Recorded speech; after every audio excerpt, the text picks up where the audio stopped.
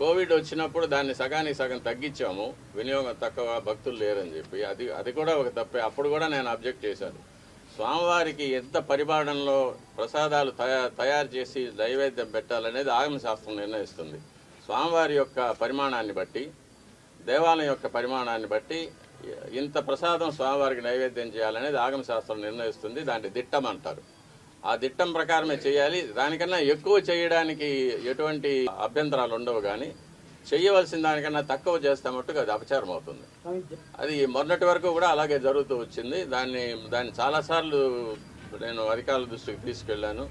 EO గారు దాని మీద స్పందించలేదు. అది అలాగే జరుగుతూనే ఉంది. ఇప్పుడు ప్రభుత్వం స్పందించి స్వామివారికి ప్రసాదాలు అనేకంగా తయారు చేసి, నాకు తెలిసినంత వరకు మేము కైంకర్యం చేసేటప్పుడు గరుడ సేవ నాడు బంగారు వాకిలి వరకు సుమారుగా ఒక 100 గంగాళాలు ప్రసాదం నైవేద్యం పెట్టేవాళ్ళం.